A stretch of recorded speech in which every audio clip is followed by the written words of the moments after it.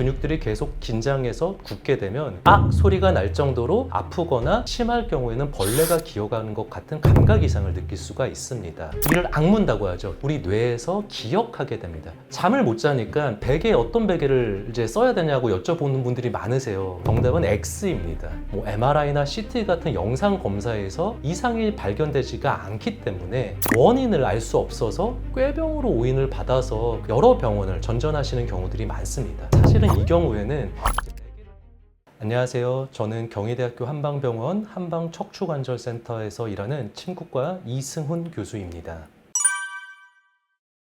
나이가 들수록 근육 건강이 중요하다는 사실은 아마 다들 아실 겁니다. 그래서 전 국민이 하체 근력을 강화하기 위해서 스쿼트를 하시고 또 집에 뭉친 근육 풀기 위해서 폼롤러 하나씩은 많이 장만들을 하셨을 겁니다. 그런데 근육통이 단순히 통증을 넘어서 다양한 증상을 일으킬 수 있다는 사실을 알고 계신가요? 우선 그럼 근육통이 왜 생기는지에 대해서 말씀드리도록 하겠습니다. 이 근육은 실처럼 가느다란 근섬유들이 다발로 이루어져 있습니다. 이런 근섬유들이 수축과 이완을 하면서 우리가 움직일 수 있는 거죠. 근육통은 이런 근섬유에 문제가 생겼을 때 발생을 합니다. 그럼 바로 이 근섬유의 문제는 크게 두 가지로 나눌 수 있는데요. 첫 번째는 이 평소보다 과도한 운동을 해서 근섬유가 미세하게 찢어진 상황을 치유하려고 하는 정상적인 염증 반응입니다. 즉 우리가 평소에 잘 사용하지 않은 근육을 사용하거나 아니면 과도하게 운동을 하게 되면은 아마 다음날 굉장히 근육이 뻐근하면서 통증을 느끼실 겁니다. 바로 이런 지연성 근육통의 경우에는 근섬유에 미세한 상처가 나고 이 상처를 회복하려고 우리 몸에서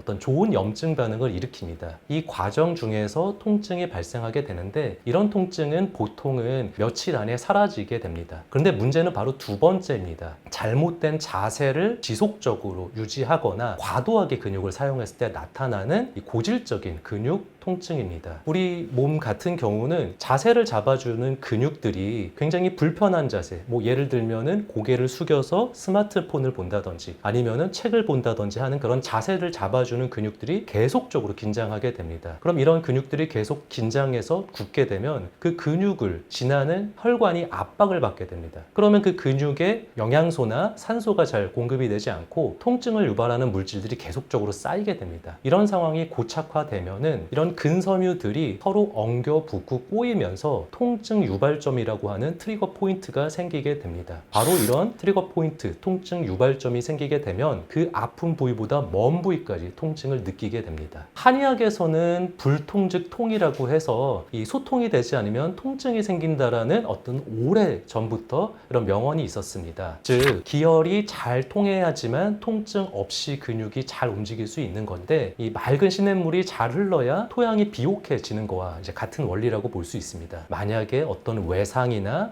스트레스, 잘못된 자세 등으로 기혈 소통에 문제가 생긴다면은 이 근육통이 발생할 수가 있습니다. 근육 뭉침이나 근육통에 대해서는 굉장히 많은 정보들을 알고 계십니다. 그런데 이제 잘못 알고 계시는 분들이 계신데 그 중에 가장 대표적인 게 이 근육통은 운동을 심하게 해야만 생긴다라는 생각을 가지고 계신데 정답은 X입니다. 물론 운동을 심하게 하면은 근육통이 생기죠. 하지만 이런 근육통은 일시적이고 금방 좋아지게 됩니다. 오히려 더 많은 경우는 학생분들이라든지 혹은 직장인들이 스트레스를 받아서 근육이 긴장된 상태, 연세가 많으신 분들이 근감소증이 생기면서 근육의 질이 떨어지면서 더 잘 굳는 상태, 자세성으로 혹은 근육이 약해지면서 생기는 근육통이 좀 더 많다라고 보시면 됩니다. 그리고 둘째는 근육통이 생기면 무조건 쉬어야 된다라고 생각을 하시는데 이거는 절반만 맞다고 볼 수 있습니다. 갑자기 많은 운동을 해서 근육통이 생기거나 굉장히 갑작스럽게 아픈 경우에는 이때는 휴식을 취하고 냉찜질을 하는 것이 맞습니다. 그런데 오랫동안 자세가 굳어가면서 생기는 근육통의 경우에는 너무 가만히 있으면 오히려 근육이 더 굳거든요. 그럼 혈액순환도 안 되고 근육이 굳고 그러면 더 혈액순환이 안 되는 이런 악순환에 빠지게 됩니다. 그래서 이런 경우에는 오히려 조금씩 움직여주고 따뜻하게 찜질을 해주시는 것이 좋습니다. 마지막으로 사우나에서 땀을 쫙 빼고 지지면 좋다고 생각하시는 분이 계신데 이거는 주의해서 해주실 필요가 있습니다. 물론 따뜻하게 사우나를 하시거나 혹은 찜질을 해주신 거는 만성적인 근육 경결에 의한 통증에는 효과 효과적으로 좋습니다. 다만 이거는 혈액순환을 좋아지게 해서 통증이 조금 좋아지는 것이지 이 근육 깊숙한 곳에 생겨있는 통증 유발점을 근본적으로 없앨 수는 없습니다. 그래서 보조적으로 활용해 주시는 것이 좋고요. 또 갑작스럽게 심한 운동을 하거나 염증이 생긴 경우에는 이런 뜨거운 찜질은 염증 상황이나 통증을 더 악화시킬 수 있기 때문에 상황에 맞춰서 해주시는 것이 필요합니다. 그런데 이런 근육 뭉침이나 근육통을 방치하면은 우리가 예상치 못한 정말 다양한 증상이 생길 수 있습니다. 이 대표적으로 저리거나 혹은 감각이 떨어지거나 심할 경우에는 벌레가 기어가는 것 같은 감각 이상을 느낄 수가 있습니다. 보통 신경은 근육과 근육 사이를 지나거나 혹은 하나의 근육을 뚫고 지나가게 됩니다. 그런데 만약에 근육이 굳게 된다면 이런 신경들을 압박하게 돼서 신경의 이상을 일으킬 수가 있습니다. 그래서 예를 들어서 목의 앞쪽에 있는 사각근이라는 근육이 굳게 되면 목에서부터 팔로 나가는 신경 다발인 상완신경총을 압박해서 팔이 저리거나 찌릿할 수가 있고요. 엉덩이 깊숙한 곳에 있는 이상근이라는 근육이 짧아지거나 굳게 되면 바로 그 아래로 지나가게 되는 좌골신경을 눌러서 디스크가 아닌데도 다리가 저리거나 종아리가 저릴 수가 있습니다. 그래서 환자분들이 내가 어디가 저리거나 감각이 떨어지게 되면 이거 뭐 디스크 질환이 아닌가 혹은 뇌에 문제가 있는 게 아닌가 라고 걱정하시는 분들이 많으신데요. 많은 분들 중에서는 근육의 경결로 신경이 압박이 된 신경포착 증후군의 일종으로 생기실 수도 있습니다. 그리고 두 번째로 또 다양한 증상 중에 하나가 어지럼증이나 이명도 근육 경결로 발생할 수가 있습니다. 우리 몸의 균형은 눈으로 바라보는 시각 정보, 그리고 귀에서 느껴지는 전정 감각, 마지막으로 근육에 있는 고유수용성 감각, 이 세 가지가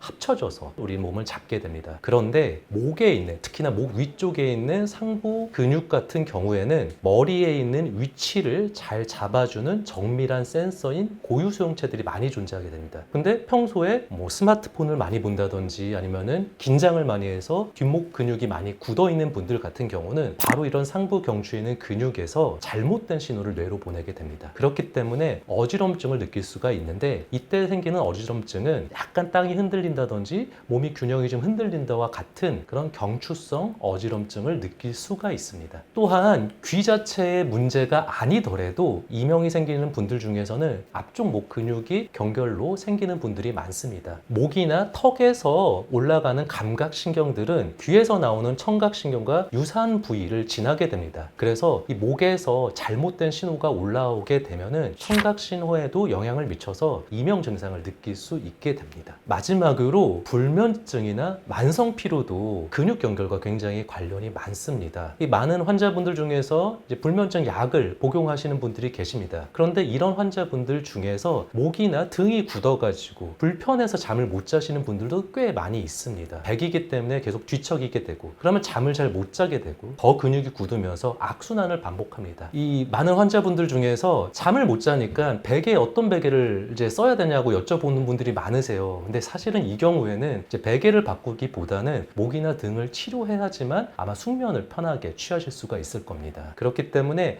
만성 피로가 있는 분들 같은 경우는 근육 문제를 꼭 한번 확인해 보실 필요가 있고요. 이런 의미에서 한의학에서는 근육을 담당하는 간장이 피로도 관장한다고 알려져 왔습니다. 그래서 만약에 불면증이 있으신데 내가 만약에 목이나 등 근육이 굳어서 불편하다 하시는 분이 있으면은 이런 부분을 반드시 체크해 주실 필요가 있습니다.